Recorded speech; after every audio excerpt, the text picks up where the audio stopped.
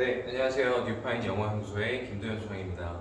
오늘은 그 무학여고 예비고 1 학생들 영어 관련해서 설명을 드리려고 이 자리를 마련을 했고요. 일단 무학여고 배정 받으신 부분에 대해서 굉장히 축하드립니다.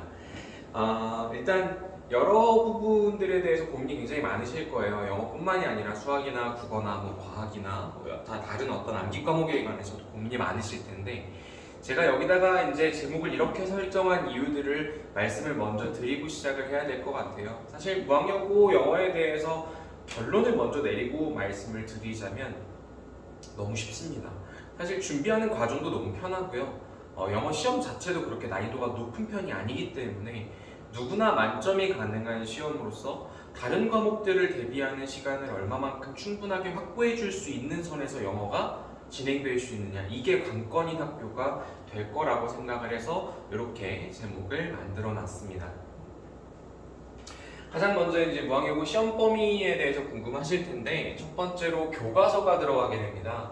영어 교과서는 중학교 때 우리가 이제 아이들이 공부했었던 교과서랑은 조금 다르죠.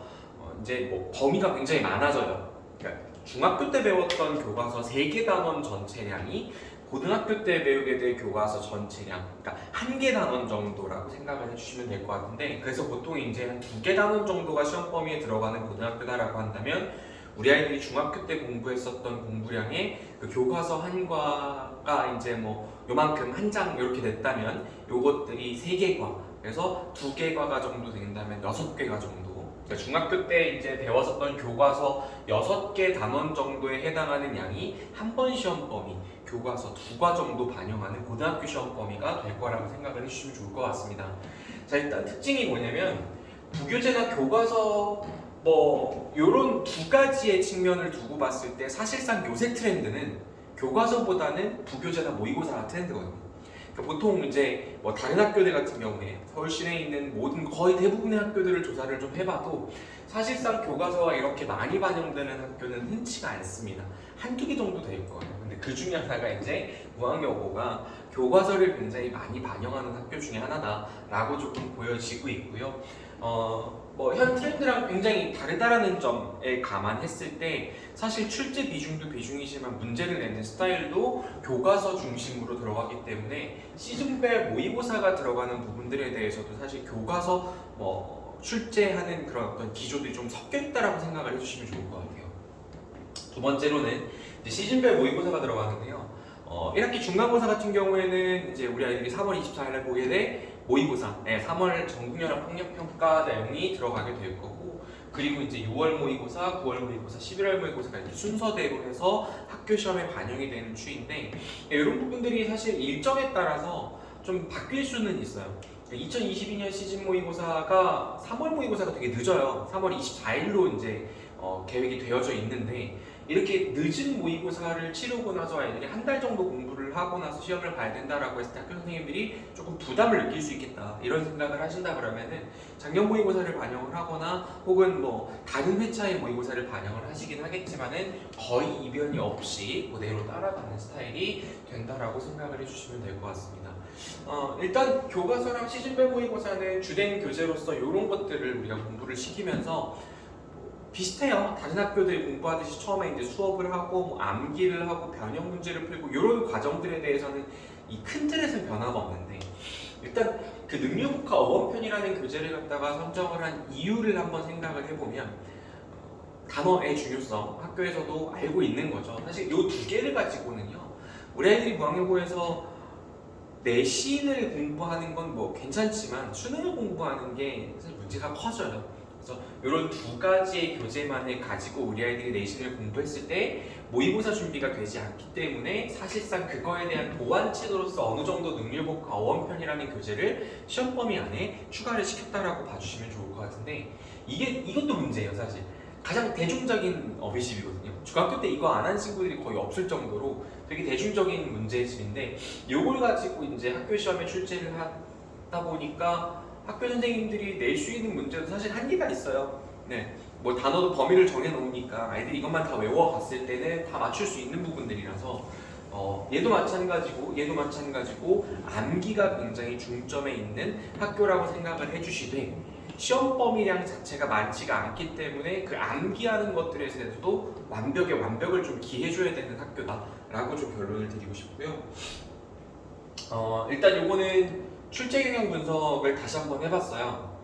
교과서가 62%나 반영이 되는 학교입니다. 그리고 모의고사가 27%, 그리고 능률국가가 11% 정도 반영이 되는 학교인데, 이렇게 보시면은 여기에 이제 좀 나오고 있거든요. 1번부터 해서 거의 뭐 13번, 14번 요 정도까지 해가지고 다 교과서가 반영이 되는 객관식 문제가 나올 것 같아요. 근데 그 중에 좀 눈에 띄는 것들이요. 어법 어류에서 복수 정답을 요구하는 객관식 문제가 나와요. 이게 되게 올드하기는 하거든요. 뭐 감히 말씀드리지만 올드하긴 하고, 또 한 가지는 12번 문제 같은 경우가 속담 문제로서 이제 거의 퇴물이라고 하죠. 지금 모의고사에 반영되지 않는 유형의 문제인데, 이제 글을 읽고 나서 속담을 갖다가 이 글 전체에서 뭐 알 수 있는 어떤 교훈이나 이런 속담 같은 것들을 갖다가 골라라, 이런 모습을 보이고 있어요. 그래서 이런 것들을 모습 봤을 때 학교 선생님들이 조금은 경력도 좀 오래되셨고 문제를 내시는 데 있어서 되게 트레디셔널하게, 그러니까 보수적으로 이렇게 생각을 해주시면 좋을 것 같아요. 그래서 이런 문제들은 보수적인 공부를 통해서도 맞출 수 있으니까 전반적으로 우리 아이들이 영어라는 것 자체를 갖다가 공부를 하는 그 시간을 좀 늘려줘야겠다라고 생각을 하면서도 이런 부분들에 대한 솔루션은 너무 오랫동안 지금 쌓여져 온 거죠. 사실 그래서 이런 부분들을 공부하는 게 그렇게 오랜 시간이 걸리지가 않습니다. 그래서 그 다음을 한번 봐주시면은 14, 15, 16번 같은 경우에는 모의고사 문제, 18번까지 모의고사 문제고요. 능률북화 문제가 좀 있어요. 능률북화 문제들이 요만큼 반영을 하게 되는데, 이런 것들은 사실상 그냥 단순하게 어떤 단어의 뜻이 맞느냐 틀리냐에 대한 문제를 물어볼 수도 있겠지만은 문맥상의 어휘, 그러니까 능률북화라는 교재 안에서 문장을 줬을 때 그 문장 안에 이 단어가 뚫려 있는데 그 단어를 갖다가 뭔지 맞춰내는 거, 그런 문맥상의 어휘 문제를 조금은 내는 스타일입니다. 그래서 이런 것들로서 모의고사에 대한 대비를 좀 해주려는 그런 생각인 것 같고요. 서술형 문제에서도 드러나요. 교과서 문제가 서술형에서 4개가 나오거든요. 단순 빈칸, 단순 영작 2개가 등장을 하고요. 빈칸 채우기 문제가 등장을 하게 될 거고, 중요한 거는 모의고사 문제가 서술형 문제로 반영됐을 때예요. 이제 패러프레이징을 하는데, 패러프레이징이라고 하는 거는 어쨌건 간에 일단 본문에 나와 있는 단어가 있는데 그 단어랑 똑같은 의미를 지니고 있는 단어를 갖다가 골라라, 그런 식으로 해가지고 모의고사 형태의 패러프레이징 문제를 출제를 하는 케이스가 많습니다. 자, 그리고 또 한 가지는 요약문 빈칸이 있는데요. 이런 부분들은 충분히 예견이 가능합니다. 이제 제가 뒤에서 보여드리겠지만은 저희가 준비하고 있는 워크시트 안에서도 충분히 요약문 빈칸은 준비가 가능하기 때문에 이렇게 크게 어려운 문제라고 보시진 않으셔도 괜찮을 것 같고요. 자, 서술형 문제의 마지막에서는 시간이 관건인 빈칸 문제가 하나가 등장을 하게 될 거고, 또 한 가지 능률국화에서 외부 지문에 연계를 해서 우리 아이들이 외운 단어를 갖다가 이런 문장을 해석함에 있어서 반영을 할 수 있느냐 없느냐, 응용을 해낼 수 있느냐 없느냐에 대한 문제를 한 문제 정도 반영을 하게 됩니다. 그래서 전반적으로 사실상 우리 아이들이 전체 암기를 다 했을 때 못 맞춘다라고 생각할 수 있는 문제는 몇 개 안 되는데, 그 중에 하나가 12번 문제의 속담 문제, 혹은 서술형 5번 문제의 모의고사 패러프레이징 문제, 그리고 서술형 8번 문제의 능률국화 외부 지문 연계 문제, 이렇게 3개를 제외하고 나머지는 그냥 단순 암기를 통해서도 맞출 수 있는 문제들이라고 감히 예언을 좀 해볼 수 있을 것 같습니다. 근데 사실 단순 암기라고 해서 그냥 진짜로 그냥 그림처럼 암기를 하면 되는, 사실 그런 건 아니고요. 그러니까 내용이라든지 요지라든지 주장이랑 제목이랑 이런 부분들도 충분히 숙지를 한 다음에 그 다음에 필요한 부분들을 좀 외워줘야겠죠. 일단 영어 시험이 이 정도로 이렇게 어렵지 않게 나오다 보니까 등급 컷이 이렇게 나뉩니다. 거의 90점 밑으로 떨어지면 3등급 이상 받기 힘들다고 보셔야 돼요. 1등급이 이제 98점에서 100점, 2등급이 94에서 98점 정도로 형성이 될 거고, 89에서 94점이 3등급으로 형성이 될 겁니다. 항상 말씀드리지만 이런 부분들은 매년 조금씩 바뀔 수가 있는 부분들이기 때문에 확정할 수는 없고요. 당해 봤었던 그 시험의 난이도도 중요하겠지만 그해 보고 있는 아이들의 영어 수준이 굉장히 중요할 거거든요. 근데 올해 같은 경우에는 제가 느끼기에 무한교보에 굉장히 영어를 잘하는 친구들이 많이 갔어요. 그래서 이런 거 되게 손쉽게 맞을 수 있는 친구들인데 이 친구들한테도 함정이 있을 수 있죠. 하나 삐끗하고 두 개 삐끗해서 실수해버리면 툭툭 떨어질 수 있는 시험의 등급 컷이기 때문에 혹은 시험의 난이도이기 때문에 되게 조심해줘야 될 문제인 것 같아요. 그러다 보니까 우리 이제 뭐 중학교 때 그렇게 두각을 드러내지 못했었던, 그러니까 조금 영어를 어려워했었던 그런 친구들의 경우에도 마찬가지로 100점을 목표로 공부할 수 있는 그런 기회가 될 수 있는 시험이 될 겁니다. 그래서 한 문제만 틀려도 2등급이 될 거고요. 적은 양의 내신 범위이기 때문에 전체 암기가 필요할 수가 있어요. 그래서 너무나 여고 아이들이라서 사실 전체 암기를 하는 거에 대해서 이렇게 막 부담스러워하는 친구들이 많지가 않거든요. 그래서 이런 부분들을 필요하다면 혹은 필요하니까 이런 부분들을 미리 좀 준비를 해 나가면서 아이들이 부담을 줄여서 나눠서 암기할 수 있도록 혹은 리마인드를 계속할 수 있도록 만드는 게 저희 이제 뉴파인 영어연구소의 장점이라고 볼 수 있을 것 같고요. 또 교과서에 충실한 전형적인 여고형이라고 제가 말씀을 드렸는데 사실 그래요. 이게 누구나 만점이 가능합니다. 여고형이라고 하는 거는 꼼꼼함을 요구하는 거, 아이들이 암기를 하는 거 뭐 좋다 이겁니다. 자, 암기를 해서 뭐 누구나 다 암기를 했지만은 디테일한 부분들이 조금 다를 수 있어요. 예를 들어서 주어를 갖다가 뭐 3인칭 단수의 주어로 만들어 놨으면은 동사에다 s를 붙여야 되는데 이 s를 붙이는 거를 깜빡한 거죠. 네, 그래서 그런 것 때문에 이제 이렇게 틀려버리게 되는 그런 것들을 자꾸 유도해낼 수 있는 그런 여고형 문제라고 생각을 해주시면 좋을 것 같습니다. 네, 저희 뉴파인 영어연구소의 내신 대비 전략은 이런 식이고요. 일단 간단하게만 설명을 좀 드리자면 깔끔한 정리가 가능한 워크시트예요. 시중에 떠도는 자료들이 굉장히 많습니다. 우리 아이들이 중학교 때 공부했었던 뭐 이모 회사라든지 이런 부분들은 어느 학원이나 가면 다 써요. 어느 전국 단위에 있는 학원이나 다 쓴단 말이죠. 이게 진짜 웃긴 게 똑같은 자료를 가지고 나서 똑같은 수업을 하는데 그럼 아이들이 좋아하는 선생님이 있는 곳으로 가가지고 영어를 가르쳐야 되느냐라는 결론밖에 안 나오거든요.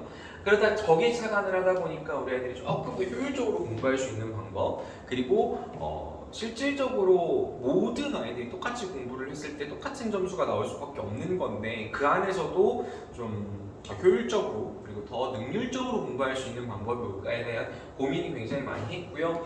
문장 전체의 구조들에 나눠가지고 해석을 나눠놨고 요약문 출제할 수 있는 부분들에 대해서 실제로 요약문을 적어놨거든요. 그 안에서도 요약문 빈칸으로 나올 수 있는 부분들에 대해서는 빨간색으로 우리한테 제공을 하면서 실제로 선생님이 어떻게 출제를 하는지에 대한 기조를 정확하게 파악을 하고 제가 직접 이런 자료들을 제공을 해서 우리 아이들한테 제공을 하고 이 안에서 뭐 정말 나는 요 정도고 이건 맞출 수 있고 이건 못 맞춰 여기 부족하니까 내가 더 채워야겠다 라는 것까지도 볼 수 있는 굉장히 좋은 워크시트고요. 밑에는 우리 아이들이 모를 수 있을 만한 단어 정리를 해놨습니다. 또 한 가지 이게 별거 아닌 것 같지만요 굉장히 크거든요.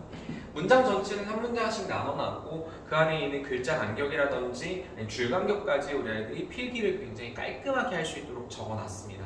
그래서 이런 부분들을 여고 애들이 굉장히 좋아해요. 학교에서 수업을 들을 때도 이런 걸 가지고 깔끔하게 펴놓고 있다가 선생님들이 중요하다라고 얘기하시는 부분들을 깔끔하게 이제 정리만 해놓고 나서 나중에 이제 저한테 와서 물어본 다음에 그 옆에 세부 사항들을 적어 나가면서 여러 번 봐도 똑같이 잘 살펴볼 수 있게끔 만드는 그런 워크시트를 우리 애들한테 제공을 항상 합니다.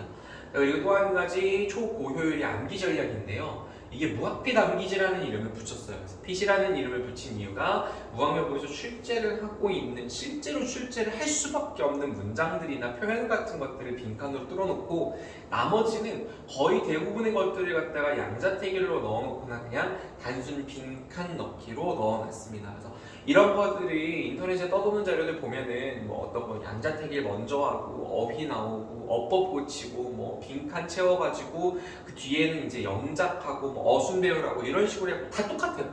어디나 다 똑같습니다. 근데 요거를 한 페이지 안에 줄여 놓음으로써 우리 아이들이 계속해서 볼 수 있게 부담이 조금 줄죠. 사실 근데 이게 부담스럽거든요. 딱 보면은 이런 걸 갖다가 계속해서 누적을 해가지고 암기를 하고 다음번에도 한 번 더 해보고 하면서 최소한 처음 이제 시작한 진도 안에서 이제 이런 문제들, 이런 어떤 워크북 같은 것들을 최소한 한 4-5번 이상은 아이들이 체크를 하고 시험을 보게 됩니다. 그럼 웬만하면 이 안에서 다 걸리거든요. 네, 그래서 시간도 줄여주고 우리 아이들이 효율적으로 계속해서 볼 수 있게 만들면서 완벽을 기하는 그런 무학필 암기지 이런 것까지도 만들어놨습니다. 네, 그리고 3월 달에 1, 2주차 같은 경우에는 교과서 수업이랑 암기를 시작을 할 거고요. 교과서 비중이 굉장히 높은 학교이기 때문에 이 부분들을 먼저 시작을 해야 되고, 그 이후에 3주차에 아마 학교에서 이제 시험을 보게 될 거거든요. 3주차에 보는 시험 가지고 바로 준비를 해서 3월 24일날 보면 26일날까지 제가 자료를 다 뺄 겁니다. 그래서 자료를 다 빼서 우리 애들한테 제공을 하고, 그 부분에 대해서 26일부터 수업이 진행이 될 거고요. 3, 4주차 같은 경우에는 모의고사 수업이랑 암기 같이 시작을 할 거고, 교과서 리마인드 꾸준히 병행하도록 할 겁니다. 게다가 고퀄리티 변형 문제로 매주 시험을 볼 건데, 맨날 애들이 가지고 오는 문제집 보면 다른 학원에서 이만큼 줬어요 라고 얘기를 하는데, 이거 언제 다 풉니까? 사실 나올 수 있는 문제는 정해져 있거든요. 시험 범위 안에 모의고사 지문이 10개가 반영이 된다라고 가정을 했을 때, 사실상 그 10개 안에서 나올 수 있는 유형들은 각 문제당 8개에서 10개 이내예요. 그러면은 우리 아이들이 시험 보기 전에 100개 이내로 풀고 갔을 때 모든 변형 문제를 다 풀 수 있다라는 얘기밖에 안 나오거든요.